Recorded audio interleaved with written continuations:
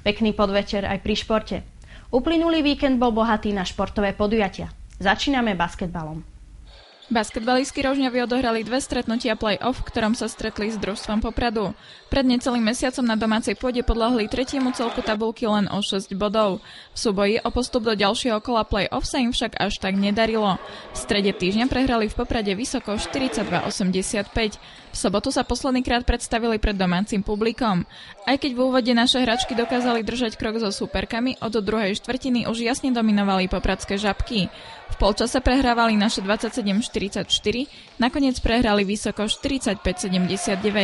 My sme mali proste pri postupe do elitnej šesky i možnosť káder, aj potrebu vystúžiť káder.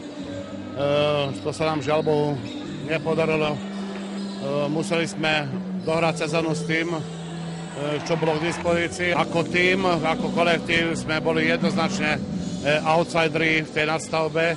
Aj keď sa nám podarilo urobiť niektoré dobré výsledky, ale to ešte neznamená, že by sme mali na to, aby sme preplávali takéto rieky, ako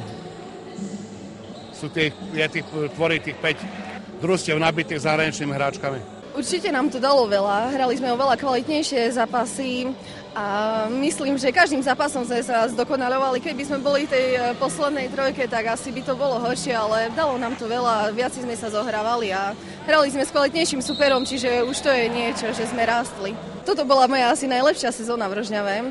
Zišli sme sa tu strašne dobrý kolektív a vôbec aj všetko ohľadom basketbalovej a všetkých stránok. Pre naše dievčatá tak sezóna skončila a skončili na najlepšom mieste v histórii, na 6. mieste. Ďakujem všetkým rožňavským priaznivcom za podporu basketbalu. Bolo by s vami fajn, hej, a prajem rožňavskému basketbalu do budúcna veľa úspechov. Sezóna skončila, ja sa lúčim, hej, a čo bude ďalšie sezóny, to uvidíme. Ďakujem rožňavským fanúšikom, že nás stále pozbudzujú.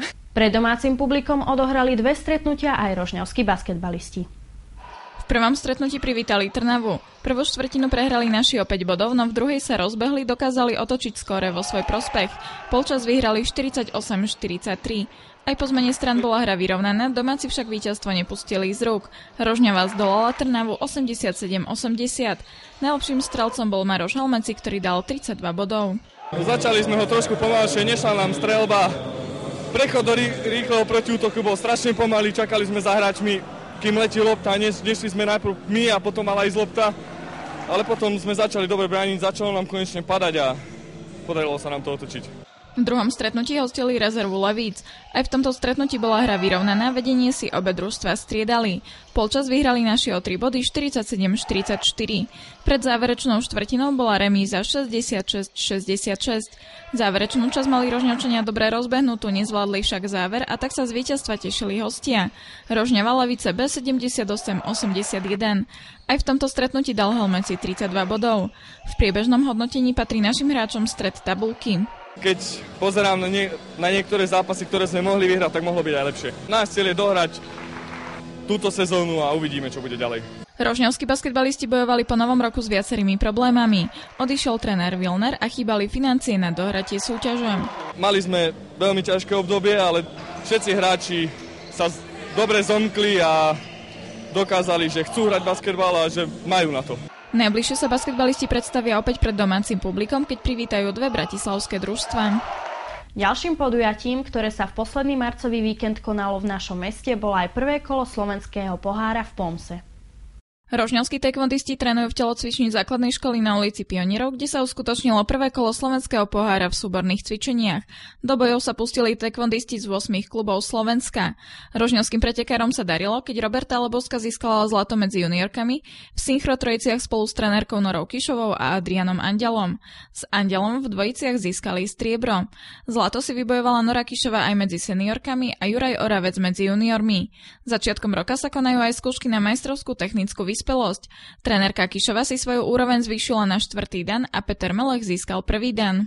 Tento víkend odštartovala jarná časť 4. futbalovej ligy. Rožňavčania sa predstavili na domácom trávniku. Počas zimnej prestávky sa hráči pripravovali predovšetkým v domácom prostredí a odohrali tiež niekoľko prípravných stretnutí. Trénovali len dorastenci, aj to len 4 a 6, prípadne niekedy aj 8. nedisciplinovanosť pri mladých hráčoch.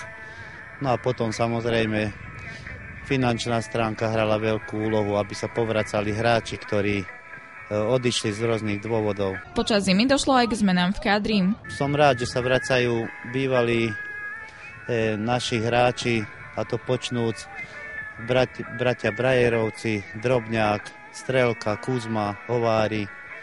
No a jedna posila je ten Galo Milan zo Štitníka.